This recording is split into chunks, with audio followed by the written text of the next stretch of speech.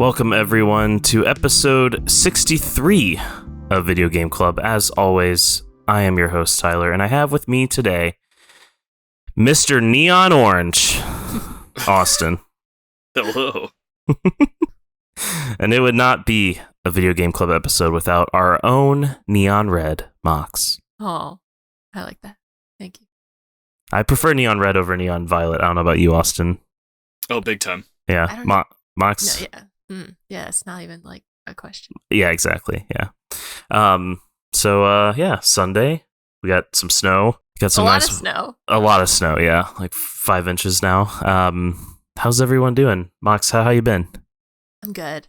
Yeah? This game was not good, but otherwise I'm good. This game was not for you. No. I feel guilty about it. Don't feel guilty. Don't feel guilty at all. Not every game is for everybody. All right. There's no sense in feeling guilty. What have you been playing besides Neon White then, if you only played it for a bit? Anything? Oh my gosh. There's this tiny game called Luck Be a Landlord. Oh yeah, I'm aware. Oh it yeah. was $5 on the sale. Mm-hmm. And it has a demo. And I played the demo and I loved it, so I bought it at the sale. I've played so many hours into it. It has a workshop. What? It has like items in it that people make to rebalance the game and add more features to it. And one of the top creators is called Two Lesbians in a Trench Coat, which makes me laugh every time I see it. It's amazing. As a slots fan, I was interested in trying out that game. I highly recommend it. Okay, sold. I'll strongly. Okay. I'll buy it today. Get it. I'll buy it after this. It is it's so small, but it's adorable. And there's like very rare and ultra rare like symbols that you can find. Oh my gosh, I'll read like tooltips for some symbols that are common, and they'll reference things I haven't seen in the like 5 hours I've played this game. Is there an end? So you're like basically doing slots to make money to pay your landlord rent, and you have a certain amount of turns that elapse before you have to like earn a higher amount of rent, and you can acquire more symbols and then other like things that add to the symbols that are like equips, I guess. And so once you beat like I think it's like 10 or 7 rent payments, and then you've beaten that floor, and then you have to beat 10 floors, and each floor adds like it'll take away something or make it harder or make the payments higher or something like that. And then apparently there's a final boss on floor 10. And I'm only on floor 4. It took me this long to get there. Okay. But it is so beatable. Much. There is an end. Oh, yeah. And then, like, so once you finish a floor, technically you're done with that floor, but you could play endless, where it just, like, keeps increasing the rent payments. See how long like, you can go. Exponentially. And so eventually you'll lose. But it's fun to keep up, especially if you got a good thing going. My last question, is it deck compatible? Oh, it's perfect on the deck. I only play it on the deck. I just can't get enough of it. It's amazing. All right, Luck Be a Landlord. Very, very good praise from Mox. Austin, what have you been doing? Go ahead. I would make it a game here, but it's like, it's like either a 2-hour game or like a 20-hour game. So I can't do that to you guys. Austin, what about you? I was basically fully consumed by Neon White for the last 2 weeks. Yeah. I ended up finishing it on Friday. How many total hours? Oh, I want to say around 20. I don't have Steam up, and if I pull it up, it's going to make my fan just go.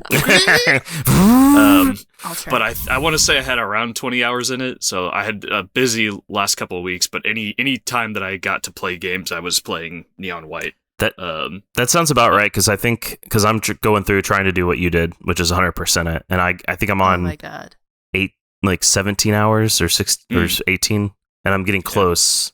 So I did finally last night get to play a little Elden Ring. Me and 2 buddies have been working through that for basically since launch.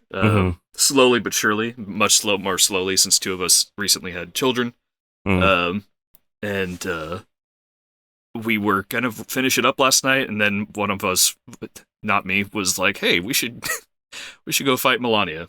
And that's a whole separate. We haven't reached her yet. We're doing all the work to try and reach her, and that's going to be rage-inducing. But so maybe we'll finish it right as the new content comes out. that hasn't been announced, but is probably coming. Nice. Me and Austin are doing this thing called backlog golf, and so you get like I'm not going to explain you can Google the rules. There's a bunch of different rule sheets out there. But anyway, so I recently 100% completed a short hike, and that felt really good. I love that game. It's so good. If you haven't played a short hike, never heard of that. What? Oh my gosh, Wow. Mox! It's such a you game. I feel like. Yeah. The name just it interests me right immediately. It is a wonderful game that you can beat. It's like it's an Animal Crossing vibe visually and like in terms of how you talk to people, but instead of it being like, oh, manage your town, it's like a little island that you're trying to climb to the top of, and you can fly, kind of. There's also little collectibles to go around and find, and it's really good. It's very short, as the name implies. Yeah, and is it adorable? Yes, I would definitely classify it as adorable. And the 100%ing it, like, the achievements was not a real grind. It was like kind of fun, and so I did that. I've been playing a little bit of Live Alive still, slowly making my way. I might switch to Xenoblade Chronicles 3 because I really want to start that game. And then, like Austin, I've been just consumed by Neon White. After I got to the end of the game and rolled credits, I went back and I've been doing the gifts and getting the ace medals, which we'll talk about later. So yeah. Before we get started, wait. I have a question for Austin about oh my god, Elden Ring. Mm-hmm. I'm just so bad at these kinds of games. Is it so a lot better with people? Yes, it's a lot like if you struggle playing alone, so like they've got lots of options in this one to help you when you're playing alone. Like you've got like the ashes, which are spirits that you can summon to assist you, but which help a lot. Jolly cooperation definitely. Like it takes steps to balance it. Like enemies will have more health and bosses especially, but because the AI will only really focus on one person at a time, it's much easier with co-op. Mm-hmm. Good to know. Yeah. All right, keep going. Just as a reminder, this is Video Game Club, where usually every 2 weeks we discuss a game voted on by our wonderful friends in the Bombchu Discord and discuss that game right here on twitch.tv/BombchuTV. If you can't catch us live, don't worry. You can find us on YouTube, all major podcast services, all those things. And if you appreciate what you're hearing, please consider subscribing, rating, commenting, all those fun things, and let us know what you'd like us to play for Video Game Club, or maybe a question about a previous game. The nominations for this episode were Neon White, Marvel's Spider-Man, Miles Morales, and Pokemon Snap. 3 very different games. Yes. And the winner was Neon White. So Neon White is a first-person shooter puzzle platformer.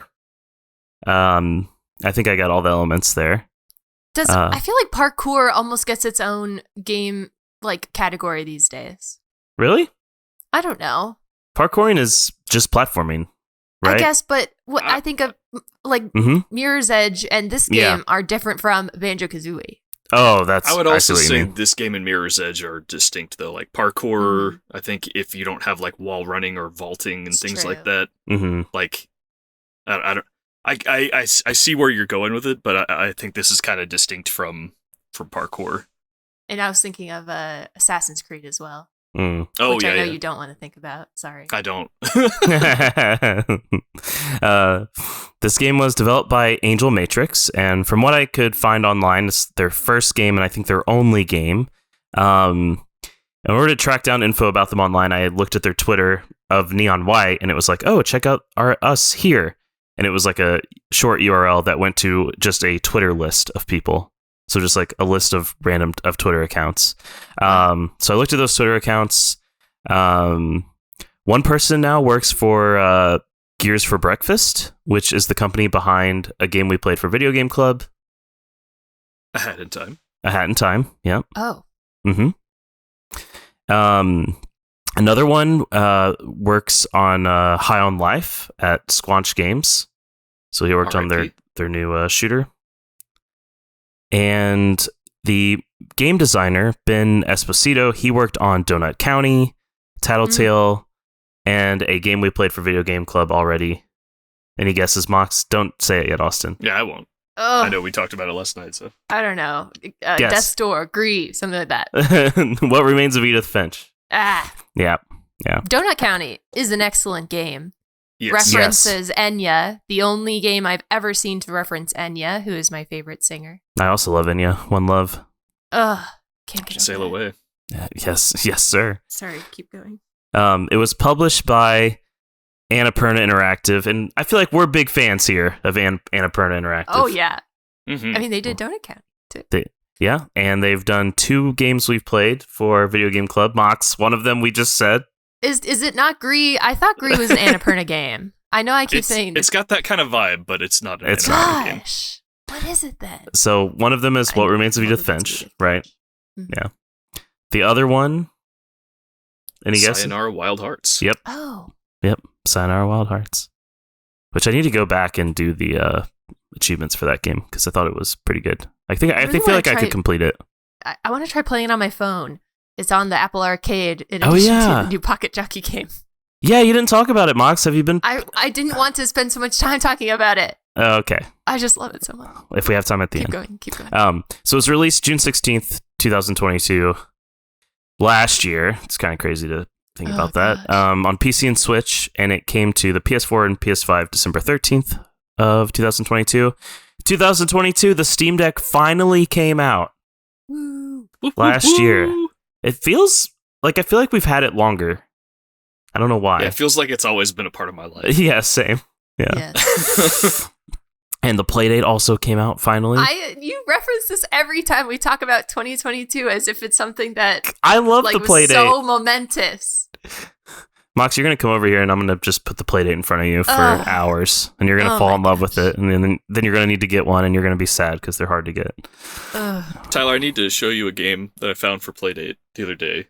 It's like... Oh, please. It's all old Windows screensavers. Oh, and it's like, this is not a game. I promise, it's not a game. But there's like clearly a game hiding under there. Oh, hell yeah. Yeah, anyways. I'm so close to beating Bloom. Like, I'm so close. I'm grinding the harvest, like the money right now for it. But if you don't know, Bloom is a really good game for Playdate. Highly recommend checking it out. You can also... Is it similar to the other game? Called Bloom? You might be thinking of Flower. Oh, maybe, yes. It is not similar to Flower, no. But I know that, Mox, I really think you would really, really, really like Bloom a lot. Great music. Yeah, amazing. Anyway, God of War Ragnarok came out last year. Elden Ring, Horizon Forbidden West, Sonic Frontiers, many, many, many other games, including one we've played for Video Game Club. I already forgot what it was. Mox. Beacon Pines? Beacon Pines! Yeah. Yeah. And Beacon Pines is going to get some new content. I can't believe it. Is it free? I would still pay for it. I think it is going to be free. But they're getting like some sort of cooking mini game, I think. I just loved the fishing one. They can't get any better than that one. Yeah, I know. I'm going to revisit. I will be revisiting Beacon Pines for that. I cannot Are you going wait. to 100% it? I mean, I already got all the achievements, but if they add more, I will. Yeah. You're right. I did too. Gotta bring it back. I thought about getting it on PC just to like do it again. Wait, what did you play it on? Xbox. Oh, I see. Mm-hmm. It worked well on the deck. Sorry, keep going. It did? Okay, well, there you go. Okay, so Neon White got high 8s and 9s. People really like the story, the philosophicalness behind it, the speedrunning level design, the characters, the voice work. This has some like very like up there voice actors in it. I didn't realize that, and then I started like looking into it. I'm like, oh, this guy was in like this anime and this anime and this game and this game, and I was like, what? It's just crazy. It feels like a AAA title, and I wouldn't have believed that they only made this game until you said it. Yeah, right. People really like the gameplay loop. Some people criticize the story for being a bit slow paced, and some people didn't like the cringy writing. But personally, I think the writing goes along with like the anime vibe. Like anime usually has cringy writing in it. Like that's kind of like part par for the course, basically. But here's the thing about this game. It didn't. I mean, it may have, but I didn't hear much talk about it. I was talking with Austin a little bit about this at work the other day. I didn't hear much around the Game of the Year talk for this game. Yeah. Like, and to me, and we'll get there, but I would consider it, like, if I played this last year, I'd be like, yeah, this is a top tier game for the year, easily. So I don't know. I just thought that was interesting. My theory when we were talking about it is if you are a Switch exclusive and it's not a Nintendo game, you're basically out of the running for Game of the Year. But it came on PC at the same time. It did, but to be taken that seriously, you need to be on all the consoles, first party right? Published or third party all consoles. Yeah, that's fair. Especially for the kind of game it is, having kind of like the niche appeal of a speedrunning game. That is true. Like, it was definitely, Mox, it would not be your Game of the Year. Oh, no. I liked watching it, though. Yeah. Okay, so let's start the discussion talking about some gameplay. So, just to summarize, the game consists of 12 missions, which are composed into multiple levels. Each level, to complete it, you have to go to a goal, and usually, not on all levels, but mostly, you have to defeat all the enemies on the level as well. Each level consists of these things called soul cards, which are guns that you that they have a primary and like an alternate, a secondary like use. Primary use is usually some sort of shooting, and then the secondary is a way to move, like some sort of motion. It could be like an extra jump, could be like a stomp. There's a bunch of different things that it can do. And it requires you to discard the card, doesn't it? Yes. Correct. Yes, good call out, yeah.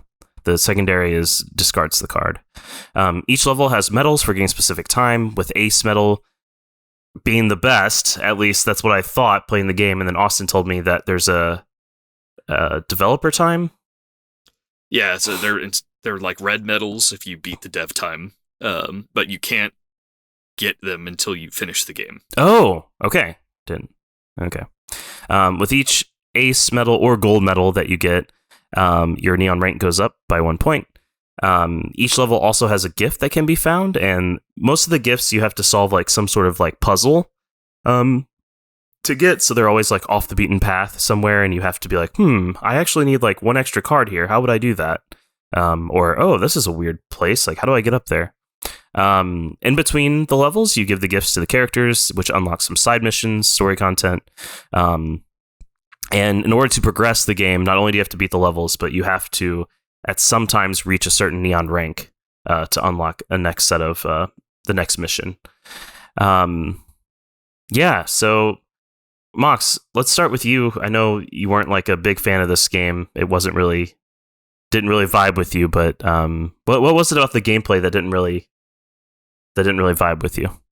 I'm just someone who has a hard time adapting to like a unique play style, and this game uses shoulder buttons and triggers exclusively. Yes. And it is so hard for me to, I don't know, form those motor memory pathways to remember that I want to press this one to discard and this one to jump, when I'm so used to just like, you know, of the 4 buttons, if it's cross or A or B, depending on what game you're playing, that's jump. And it was just so hard for me to remember that. And then I'll be like, I'll get it. I'll beat the level. And then they're like, I'm sorry, you need to get a better time. And I'll think, I don't think I'm physically capable of getting the time that they require. And you have to do it multiple times. And I'm struggling to do it one time. I feel it's like, I wish I was better. Did you get like any like motion sickness or anything like that? Because I know that is something that happens. I didn't, because I was going so slowly, but watching the speed run at AGDQ, I definitely had to like look away at times, because you're like hurtling so quickly, and you have to spin to locate a certain enemy to, you know, shoot from a distance. That was what most of the speed run was. And I was like, oh my God, I don't know how they do that. Do you think a slow-mo mode would make it like more accessible? Or do you think just having more time like to get a rank Well, it was frustrating given that it's timed, and I know that's what people look for out of it is to beat times. Yeah. And so I can't imagine that it would be the same game it is if they were like, oh, you don't have to get certain times, you just have to beat it. Which, like, I can beat every level, but it's hard, and then it's even harder to get the time that's needed. So I don't know if it would be fair if the game was like, oh, just beat it and then you're good, because that would defeat the purpose of the game. Well, it would definitely change the game, but like to get to the end, like this, to see the end of the game, the neon rank I feel wasn't like critical for that. You had to get gold or better on like almost half or about half of the levels. Right, but what I'm saying is that barrier was like artificial. Like there wasn't like any, like what if I would have got more, nothing changes, or less, like the game doesn't change at all. It was just like a boundary. That's what I'm trying to say, right? Sure. Yeah. I thought you I think what Mox is saying is like, so like a big focus of the game is the speedrunning aspect. And if you remove the requirement to speedrun it, then suddenly, like if that was optional, what would be left in the game? Nothing. I think they wanted it to be a core part of the experience. That's fair. Basically. That's fair. Austin, moving on to you about gameplay, like you were a big fan, right? I really loved the gameplay. Can you what was that other game that you said that you were like, oh, people say it's like this game and I don't like that game? Because I'm curious. I heard it compared to Lovely Planet. And when I played Lovely Planet, I did not enjoy playing that game because exactly what Mox was talking about, lots of like needing to snipe enemies from far away and really just perfecting your movement. And I didn't enjoy perfecting my movement in that game, or the shooting, or like really any part of that game. But here, like, I loved the visuals, I loved the music, I loved the shooting, I loved moving around and like solving puzzles to figure out, because like it wasn't just puzzles to figure out where the gift was or how to get it, but to get the ace time, you would often have to kind of solve a puzzle. Like, okay, true, I need to kill all the enemies. And this is a spot where I can skip ahead, right? But how am I going to kill the enemies and skip ahead? Or like, how do I have enough cards here to get to that spot where I can move forward? Yeah. And so trying to figure that out and like getting that perfect time. I've always been a fan of speedrunning, but a lot of times when I'm like, okay, this game, I want to try and speedrun it, and then the tricks are too hard and I can't do it. And this was just accessible enough to where I felt like I was really doing good, even though I know my time pales in comparison to what an actual speedrun would be. Like, I'm getting the feeling of doing skips and stuff like that, even though it's very intended. If you ever want to feel bad, just look at the global rank, right? Yeah. I do love that. I think comparing times with friends helps with that as well. Like, helps you feel like, oh, I'm improving, or I'm speedrunning, stuff like that. It helps you feel that way. I thought the gameplay was great. I really love the puzzles, and it's just amazing. Great game. Visually, has like this anime style too. I feel like it looks very like clean and fresh, like especially with the way like the sky and the water and the architecture works, especially in the first few missions, and even after that too. Austin, what did you think of the visuals? I mean, I loved the visuals. Like you said, I think they were very clean. I saw a few clips of the Switch version, and I didn't really love the way that looked, but at least playing on PC, it looked really good, and it ran very well. So like, I was playing on Steam Deck, and I ended up docking for some of my time, and even upping it to 1080p on Steam Deck, like it ran perfectly well. 60 frames, no issues. Yeah, 60 frames a second, like it ran great. Usually when I play games like on my PC and on my Steam Deck for stuff that's like less visually demanding, I don't care either way. This one, I got a lot of enjoyment playing like on my a very nice monitor, because the colors like really popped, and yeah, everything looked really good. Some of the character art, I think, I wouldn't have minded if like their faces were reworked a bit, but other than that, really, yeah. Do you have a particular character that? All of them. Anytime they showed their faces, I was like, "Oh, put your mask back on, please." Mox, what about you visually?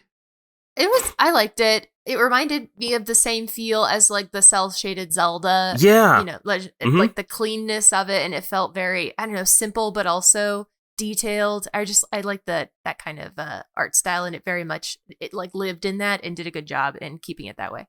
Yeah.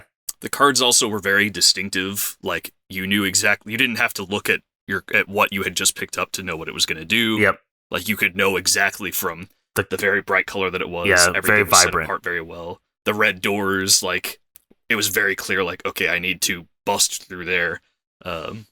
Yeah. Enemies were all black and set themselves apart very well from like the white parts of the level. So that it worked well on a gameplay perspective as well. Yeah, I thought it was. I mean, the cleanliness and like how just the levels look so like clean. I don't know how else to explain it. It just was really nice, really appealing. Moving on to the audio. So the soundtrack was by Machine Girl. It's a duo from Long Island, New York, started in 2012. From what I could find, this is the first and only soundtrack they've been credited on so far. And the game designer, when he reached out to Machine Girl, he reached out to them after hearing like some EP they did or something, but he asked if they would be interested, and he told them that they were looking for a vibe that's like PS2 Dreamcast era. Apparently half of the tracks created for the game were cut. So, oh wow. And there's not PS2 enough. And there's a lot of song. Like they released on Bandcamp, I think there's like the album is 2 like albums. Like the soundtrack is 2 albums that they released. Wow. Inspirations supposedly included Ape Escape and Jet Set Radio. I haven't played those games to know what the music's like, but sure. Mox, what do you think? I mean, it fit the game. It wasn't my vibe. The music, I mean. It was not, like, bad. It just wasn't my vibe. Would you listen to it outside? No. Dang. Just a no. Nah. Okay. All right, that's fair. But you feel like... Have you played Ape Escape or Jet Set Radio? No. Okay. Neither. Okay. I was just curious. Austin, what about you? What do you think? I really liked a lot of the music. Some of it I didn't love, but it was fine and worked for the levels it was fitting with. I haven't tried listening to it outside of the game, but I should give that a shot. Definitely some of the music I liked more than others, other tracks, but yeah, overall I liked it. I have not played the original Jet Set Radio. I played Jet Set Radio Future, and I have listened to that soundtrack before. I don't like that soundtrack. I did like this, so I don't know what to say there. I haven't played Ape Escape in a long time, but I could, from what the little bits that I remember, I can kind of see some inspiration. The comparison there. Yeah. Okay. A little bit, at least on like certain tracks. A lot of them not so much, but yeah. The thing, I absolutely love the music in this game, and I've listened to it already several times. I definitely plan on buying the albums on Bandcamp. The thing that's interesting that I really liked about the music in this game is that if you restarted a level, it didn't restart the song. Yes. And that Sonic Frontiers also did that, by the way, which was awesome. Yes. Yep. Super appreciated. But that little tiny quality of life improvement, or whatever you want to call it, goes a long way. Especially for a game, especially when you're having to repeat like 2 seconds into a level. Yeah. But even with that, I would still get like little tidbits of the songs like stuck in my head from redoing the levels so many times. Like one of the future levels, you've been dealt a bad hand. Yeah, it just says that, and I was just spamming that to Austin last night. Jarring. You were dealt a bad hand. Have you probably didn't get that far, Mox, so no. I don't know if you remember from the speedrun either. They went so fast. I don't know if it got that far in the loop. I'll send you the song after this. Oh gosh, I feel like I've experienced it already. Nope. No, you haven't. Said that. All right, let's talk about the controls and interface. Mox, I know you already touched on this a little bit about the controls. Do you feel like if they were on the buttons, it would have been better? You may be able to remap them, I don't know, but the default control scheme you aren't a big fan of. Yeah, and I understand why they did it. Everything's accessible in the same kind of finger muscles. I expect the game is built to play that way. Mm-hmm. And so I wasn't like super interested in remapping it because I want to experience the game as it was built. Yeah. And it's hard for me to learn new play styles like that. Yeah. Can I ask what you thought of the Mirror's Edge control scheme? It was rather similar, and it didn't change so many different things. So it was I do have a hard time when you have to run and jump and slide, and then you're being shot at.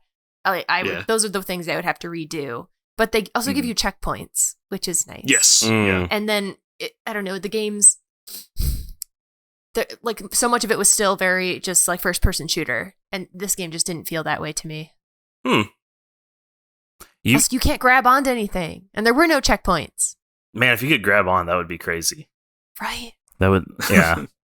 Yeah, and there weren't any checkpoints, you're right. And some of the levels, like, yeah, they take like, maybe the max that one takes is like maybe minute 30, minute 45. But you end up doing like the beginning section over and over and over and over. And you can nail it. And then if you have to just master the end, you're like, oh, all right, hit here, do the, I think checkpoints, it would, it'd be interesting to see. Like an easy mode. Yeah. Austin, the controls and interface for you. It took some getting used to, but once I was used to the button layout of using the shoulder buttons for each thing that I needed to do, it felt good. Yeah. The controls for the levels were good. The interface of everything other than playing the game, I did not love. Like the menus, I thought could have used some work. Anytime that you were playing a level, like, so if you wanted to restart, you'd have to. It took me like half the game to get used to pushing the back button instead of start and restart. Yeah. So for half the game, I was doing start and then going down to the restart button, which once you beat a level for the first time, it changes the order of that menu. And so I would sometimes accidentally, like, instead of restart, like that button becomes next level. And so then I would accidentally go to the next level. And while you're doing a mission, you can't go back to the previous level. You have to leave and go to the hub and then go to like the mission revisit area and then go in there. And sometimes, like, while I would be looking at the level end screen, I would be like, I got hardwired to be pushing forward all the time so that when I would start, like, push the button to start the level, I would already be moving. And if you do that, then like your cursor goes into like a different spot. Yeah. And if it goes into the leaderboard area, good luck getting it back over to the main menu portion because, oh my God. I did that often. I accidentally went to the next level instead of restarting. It was very frustrating. Yeah, because it's like I want to do this level and like give me a good way to go back. Right.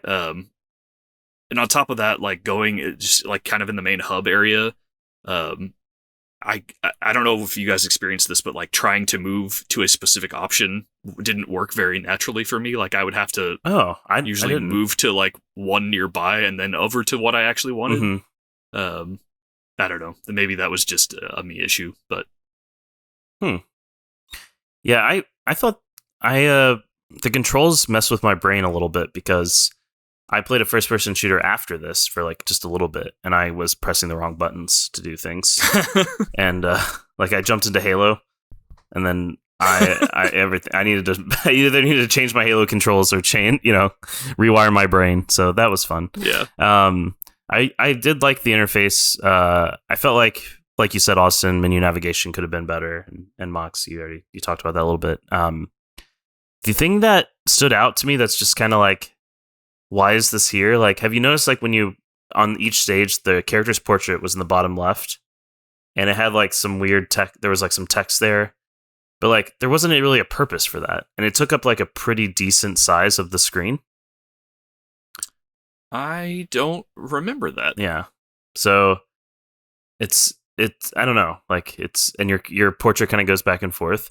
It seems very like, it's very small. It's definitely a nitpick, but sometimes when he moves, my eye would like go over there. Huh. So that could totally be like a me issue. But anyway, overall, I thought it was pretty good. So performance, Mox, you played it on deck the whole time, or? Yeah. Yeah. It worked fine. Good. No issues. Yeah. I heard I played the beginning. In the beginning, I played on deck, and then I could not. Nothing against the Steam Deck's like layout or how it ergonomics or anything. I think it's really good, especially compared to the Switch. But I couldn't. I felt like if I had just a Xbox controller in my hand, I could do like a little bit better. And so I started running it, doing it on my PC, and that was a little bit better. But I did grind on Steam Deck like times and stuff as well. So I played both, and I thought it did really well. I heard it runs really good on Switch. Austin, you said that visuals were like a little different. I didn't know that. They're a little murky, fuzzier. It looks a little less clean. Okay. At least from the clips that I saw. But yeah, I agree. Playing on Steam Deck totally worked. In fact, I played it mostly on Steam Deck just because I wasn't able to be on my PC for a lot of the time. But I definitely preferred playing it on my PC. Yeah. But that being said, I got ace times for like a lot of the second half of the game playing on Steam Deck. Did we all do controller? Yeah. Okay. I did. Interesting. Yeah. Same. I wonder. I know me personally, because I grew up playing first person shooters on like with controller. I know I couldn't. I wouldn't be nearly as good on mouse and keyboard. I will say.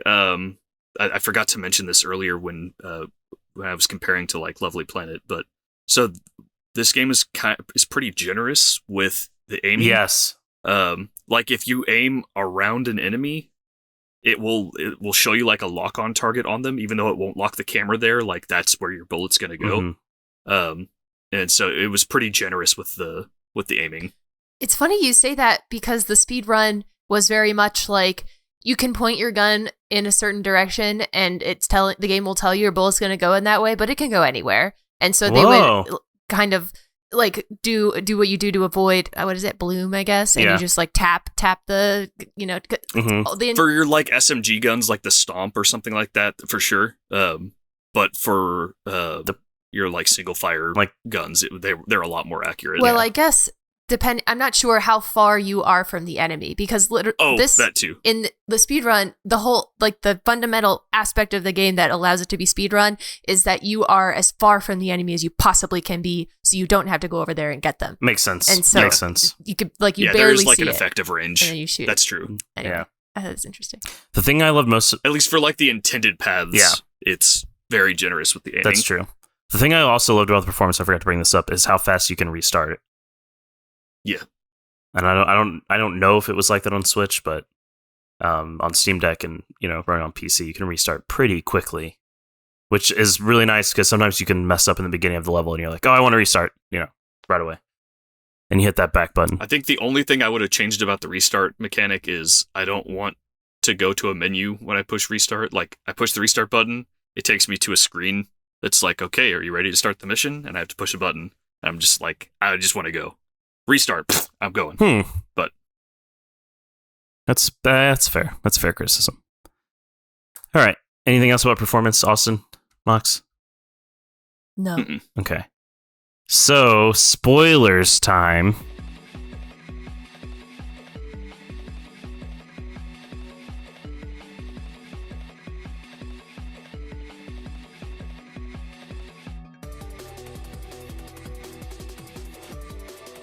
About the story. Mox, this game has a interesting story about, heaven and hell and afterlife and stuff like that. Did you read much into it? I know you didn't play the game. I read fully, the whole plot, and I still really don't get it. And okay.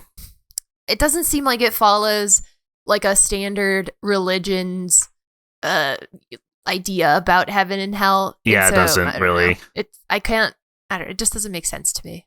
Yeah, to my knowledge, it doesn't follow very like in a traditional sense, like heaven and hell. But essentially, like the Neons, they like they all knew each other before, and they were like doing this heist together. They were all assassins. Well, these specific colored neons. There are other neons that are there that you don't know. Right, that's true. But the specific, so like white, red, violet, green, right, and yellow. Don't forget yellow. Oh yeah, sorry, I almost forgot yellow. Yeah, and yellow. Spoilers, he doesn't stay around for that long. But I did like. Anyway, the game is all about like being able to be in heaven for a year. So you're doing this competition, destroying these demons. So first, they're all assassins. They were brought to heaven by these angels and forced to wear these masks that'll explode if they take them off. Yep. They're all competing in this challenge, the 10 days of judgment, at the end of which the winner, I guess, will be granted a mechanical halo, which allows them to stay in heaven. Which is not part of any traditional religion that I'm aware of, or like even related. Like, I guess they're kind of in purgatory, but not really. No, they're in heaven explicitly. Yeah, that's true. Yeah, so the believers, as it turns out, have basically overthrown God. Taken over heaven. Yeah, they overthrew God, took over heaven, and are now doing their own thing. Yeah. But so anyway, we're not going to rehash the whole thing, but you get some people die along the way, blah, blah, blah, blah, blah. The characters... The main antagonist is green. The main antagonist is green. I thought the character, interactions were pretty cool. I like that you could interact with all of them, all the main ones, by giving them gifts, and you could get, like, some history, or you could get, like, present-day dialogue. Like, when they're neons, you get dialogue from then, too. And then they all had side missions, and the side missions were really cool. To me, those were like some of the highlights of the game for me. Mox, did they speedrun They're probably not. Yes. Oh, they did. No, they did. They did the rainbow, whatever it was. Rush. Yeah. Wow. What? Red, green, violet, and yellow. All of their specific. Oh, that's awesome. What are they called? What did you think? Really awesome. What did you think of those levels? They were really cool because they all had a gimmick. Yep. And whereas the normal speedrun relied a lot on, like, not on glitches, but on, shooting things across the map and then knowing where geometry didn't meet so you could make little gaps in things. Yep. And also, like, knowing where you can squeeze yourself and with the minimum amount of guns to discard. But all of the Rainbow Rush missions, except for, I don't know, I think Red was the only one that you could kind of cheat. That you had to follow them according to the way it was intended mostly. And so they were just going very fast. So it was amazing. That was probably the best part of the run. Yeah, those missions were really good. Austin, you a big fan? Yeah, I really liked those. And just kind of to explain the gimmick for each one, yellow, you can't discard your weapons. You have to just use them as guns. Yep. Red is like very open areas where it's mainly kind of built around movement, platforming. It's built around discarding, I would say, with Red. Yeah. And then Violet just builds death insane traps for you. Spikes everywhere. Yeah. Yeah. So it's like you really have to follow a path. and fucking a lot of your Idiot Island discards are in danger of getting you killed. Yes, at any time. Yeah. And then green is just go here to here. Go to the pool. Yeah. Go to the pool. Grab the coin. That one was the most boring one, but they definitely went the fastest in that one. Yeah. Yeah. So the game has 2 endings. I got the bad ending. Mox, what? Really? Yeah, because I didn't get all the presents yet. I didn't get all the memories. So if you give presents, you unlock. You get to understand more of the history, right, of what happened with the characters. I'm surprised you didn't get ever a present before moving on from a level.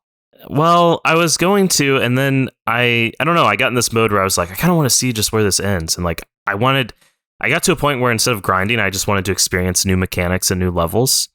and so I stopped. But now I'm going back and doing it. Yeah. But Austin, you got the good ending. Well, you did both, but I got both endings, but I got the good ending first. Yeah. Was it rewarding? It was good. Yeah. It was. You get another memory afterwards if you do the good ending. Okay. So the bad ending is the one where first of all, they're like they decide to get God out of wherever he is. They save God. And then where Green is trying to basically eject God from where he's and assume his role. Yeah. Hanging out. Yeah. Classic Green, right, guys? God. Yeah. And then, so I guess the bad ending is you're like, no, Green, you suck. Yep. And then you kill Green. You write his name in the book of death. Yeah. So there's a book of death, book of life, and you have to use a special pen. But you write it has a way fancier name than pen. But anyway, the Inkhorn. Yes. Yeah. But writing. So the bad ending, Green's name gets written in the book of death. He gets sent to hell, and then God writes everyone's name except yours in the book of life, because he's like, no, you couldn't move past. You couldn't move past Green, how he treated you. You couldn't forgive and forget, so you're going to hell. Actually, I think he stays where he is. In like purgatory. Yeah, and the weird purgatory type place.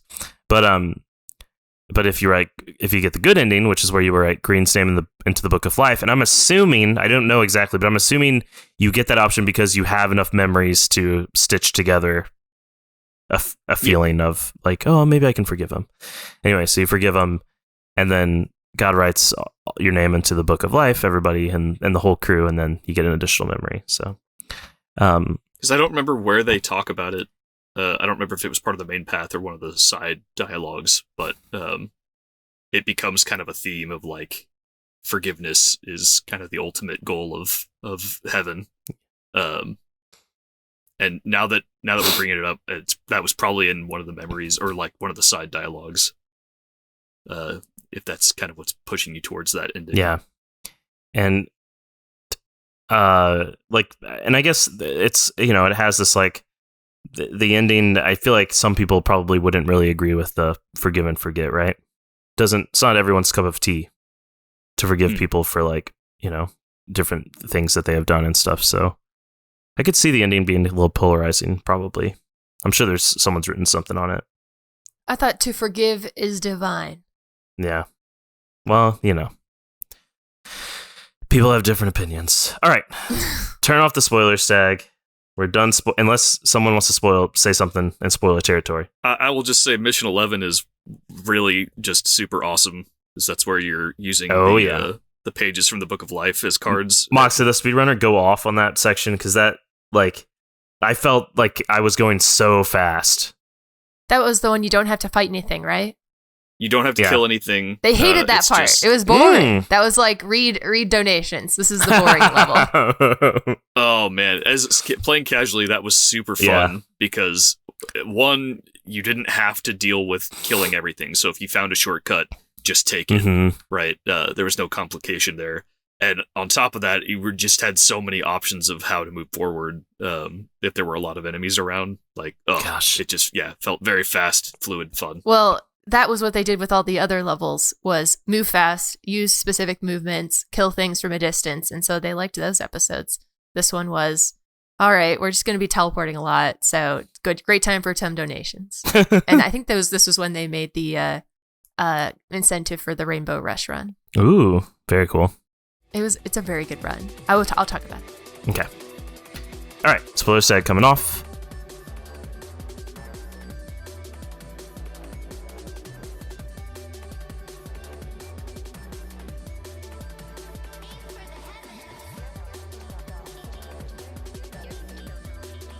It's time for our personal takes. Austin, let's start with you. I really loved this game. And I'm glad that you suggested it, because when I had heard the comparisons to Lovely Planet, I was just like, no, I don't want to play that. When I saw the trailer for it, I was like, this looks cool. Oh, it's cards and you have to discard them. And once you say cards, my brain just turns off. So the reason why cards are in it is because Slay the Spire came out whenever they were developing this. And so it was had some inspirations there. Anyway, go ahead. Yeah. Gotcha. So it effectively, like, I get that that's just kind of a way to describe them, but like it is the way that it worked was a lot more palatable for me than I thought it would be.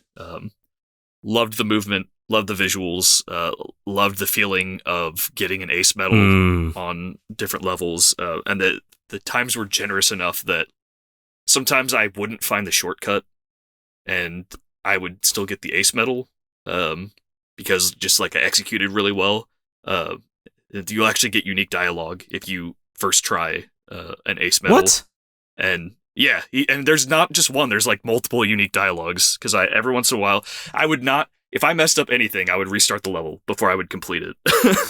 And I would just try to get my best run I could the first time, and then it'd be like, you got silver because you suck. Yeah. But sometimes I would get an ace my first time, and that would feel really good. And then I would go look and be like, oh, the shortcut, like I would find a shortcut while I was looking for the gift, and I'd be like, oh, I could have shaved like another 5 seconds off my time with that. And so they were pretty generous with the ace timings, at least like if you were executing very well, or if you were doing the shortcut, like you were probably going to get the ace medal, which everything felt attainable. Like there was never a time when I was like, I'm just not gonna go for these because this is too hard. It reminded me a lot of Verlet Swing. I don't know if you played that one, Tyler. I watched you play it, but okay, yeah. I got similar feelings of joy from both of those. So my only real beef was with the menus, and I do wish that, like, I feel like a lot of the meat of the game was in the side content, like the side dialogues and memories, and I wish those had been voice acted instead of only the main story. They do that thing where they do like the reactions are voice acted, but not the text. You know what I'm talking about? What? Yeah. Oh. Yeah. Yeah. I think that's like Fire Emblem, isn't it? I think so. Yeah. Mox, did you get the new Fire Emblem? No. Okay. Isn't that the Hyrule Warriors one? Okay. No, it's not. It's just a new Fire Emblem game. Oh. Yep. No. All right, continue, Austin. Yeah, I really got a lot of joy 100%ing it. I wouldn't really, like, I would accidentally move on to the next level, as you see in this video, but then I would go back as soon as I could to go replay, and like, I want the ace medal, I want the gift, I want to do everything. And so I had a lot of joy 100%ing this. I would give this a 9 out of 10. Wow. Easily. Woo! I initially, when I was playing through it, I was like, this might be a 10 out of 10 game for me, but then the menus were just kind of too much of a problem for me to overlook them. And if full voice acting, I think, would have been the way to go. Maybe they didn't have the budget for that, and if that's the case, I get it. But it would have been appreciated. If they come out with DLC or an expansion, that is neon blue. I would 100% play DLC for this. I would love an expansion, a sequel, whatever you want to do. Yes, I want more of this.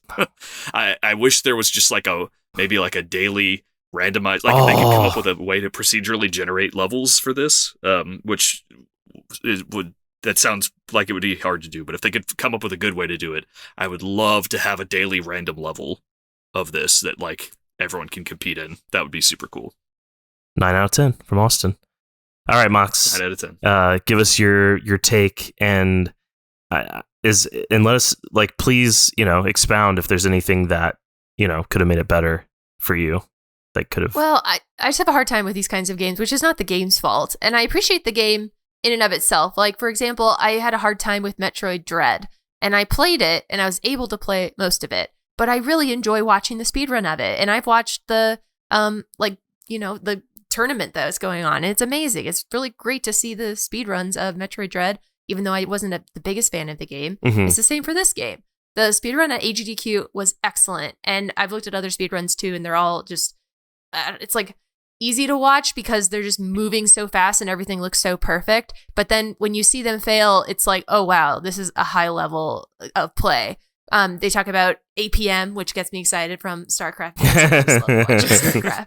But it is a lot of management of movement and like you are looking in a direction, but also hurtling yourself in another direction. And it seems like the developers also work really closely with speedrunners, and not that they're using any glitches, because they really don't use any, or exploits even, but they're not changing things that makes it difficult for speedrunners to maintain their, their motor memory that they've established already. So I really like this game as a speedrun game, and I intend to watch it more as people, whittle down their times. But it does seem like, short of it releasing other levels, I don't know, I would think that people would get frustrated if they can't beat, the top time. And there's not a lot of RNG, thank goodness, but also with that sheer skill required, I can't imagine that it makes a lot of people feel like, oh, I could speedrun this game. Whereas with Metroid Dread, there's a lot of glitches that require luck. Yeah. So if you get lucky, you could get a good time. And then there's ones that require skill as well. But there's like non-glitch categories, so you can avoid that. Whereas this game is just like, get the shortest time, and there's no glitches. So you have to have sheer skill. So for that reason, I feel like, I don't know, it's hard to have a game that requires that amount of skill if you don't have it, which is why I can't play it. But I appreciate it for what it is, and I'm glad that you guys enjoyed it. Oh. A no score. I can't give it a score. It wouldn't be fair. Okay, that's fair. All right. For me, I thought this game was amazing, and I love every piece of it. I love how it looks. I love the GIFs. I love the momentum that you build up. I love how it makes you feel like I'm super fast, and I'm like, gliding on the water. Yeah, and you feel like I can imagine. I've never speedrunning. I don't know. I've never done it. I've never speed ran anything before in my entire life, and I don't really have any like desire to. Really, I've never played a game and was like, man, I love this game so much. I would love to see how fast I can beat it. I love watching other people, but this game like made me feel probably the feeling that speedrunners feel when they get a certain time, or they make some sort of like accomplishment that they get a gold split. Yeah, or something. And like, I loved that. I loved, so when I first played it, so me and Austin had a little bit of a different experience playing it, because, and Mox, you too, probably, because when I played it first before you guys, and I don't know if you guys had friends who already played it on Steam. Did you? Only you. What about you, Mox? Was it just me? Well, just you two, and then one other person. Okay. So I didn't have a score at my time. I couldn't compare it to anybody except globally. And I know, Austin, you went through and you were like, can I beat Tyler's score, or can I beat Mox's Anytime time? I beat Tyler's time, I was just like, So then when I went through, after I beat it and I was doing levels and I saw Austin's time for the further, for the levels that were further along in the game, and I could beat it by like, anytime I beat it by like just a slice, like 100ths of a second, or even like sometimes I beat it by like 2 seconds, I was like, yeah, that's right. Like, it's just like such a good feeling. I love the characters, the writing, although cheesy, I thought it matched the game quite well, and I love the music. And I didn't have any trouble with the menus, really. So for me, I think this is one of the best games that I have ever played, and I would give this a 10 out of 10 easy. Woo! Wow. Easy 10 out of 10 for me. And I'm going to 100% this game, and I'm going to try to do the hell runs, which is all the levels together where you like can't die once. Neon White God. Good luck. has the character, his levels, he has like 96 or something. Wow. Yeah.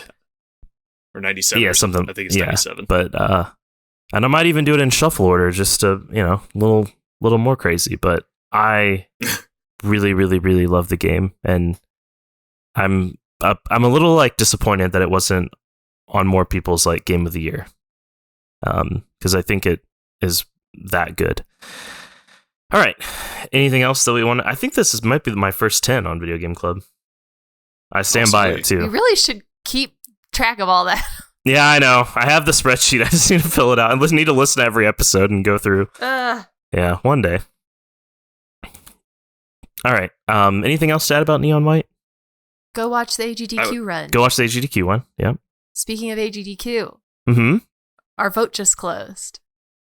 Our vote just closed between the Well, before we get to the vote, I would say Tyler, based on what you liked about this game, another game that I've played that gave me this same feeling, and like drove me to like beat my friends' times is Hot Lava, which is actually also co-op. Like you can play together. Like you don't really interact with anything together, but like you can watch each other while you're playing. Is this? So you is this similar? Is this what I think it is? Like the game that you used to play as a kid? Yeah. So it's the floor is lava. And so you're having to like platform around like a school and like playgrounds and stuff like that. But there's lots of missions that you can do, and they all have like, you can get stars for doing different objectives. One is like finding the hidden comic, finding the hidden star, but then there's like beat this time, now beat this really tight time, and then beyond that you start to like see what times your friends got, and it's like, ooh, I could take this shortcut over there, and I can build up speed doing this, and so it gave me a similar feeling. To check out. All right, now back to Mox's awesome segue about voting. AGDQ and our voting. I love speedrunning, and so I watched AGDQ, most of it, and I picked games based on that for our vote.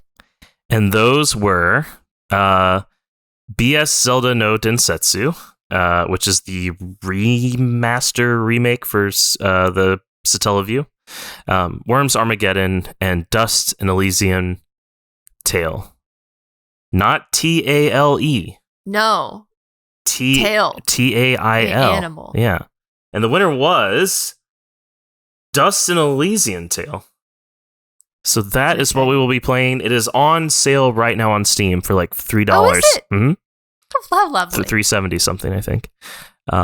So that is. I was telling these lovely people, but heads up if you are playing alongside us, if you plan to play on Steam Deck and also your PC, be aware the Steam Deck version is a native Linux build, and Steam Cloud for this game doesn't sync across platform, so your Windows save will not go sync across to Linux and vice versa.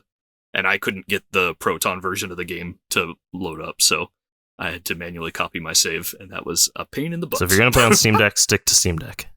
How cool that they made a native Linux version. Yeah, that is cool. I know, especially since it's an XNA game. Yeah, something me and Austin also learned is that I was talking with him yesterday about this, Mox, is this game is not on Xbox backwards compatibility. Huh. And it's an Xbox published game. Which, interesting. Isn't that weird? It's weird. I'm excited to learn more about it next time. Yep. It's going to be exciting. I'm excited to play it. So thank you everyone for joining us. That was our little take on Neon White. I hope you guys enjoyed it. Next episode will be on February 5th at 2 Eastern. If you can't make the live session, don't worry. YouTube, podcast services, all those fun things. Mox, before we say goodbye and everything, and I thank everyone for joining, I think you should check out the new Fire Emblem. Okay. Just throwing that out there. I will. Okay. You had talked about the other one that's like Hyrule Warriors, and I was all mad about it. I was like, I'm not looking at Fire Emblem. No, this one is not like that, and it's getting insanely good reviews. So excellent. Yeah. Okay, Austin, thank you so much for joining and being here. Thanks for having me. Of course. And Mox, thank you for watching the speedrun. Thank you for trying it out. All those things and being here to participate. We love when you do that. I try. I did try. Yeah, I saw your times. I saw. Don't look at it. And thank you, Andron, so much for working behind the scenes, making all this possible. I'm Tyler. This was Video Game Club episode 63, Neon White, and we're out.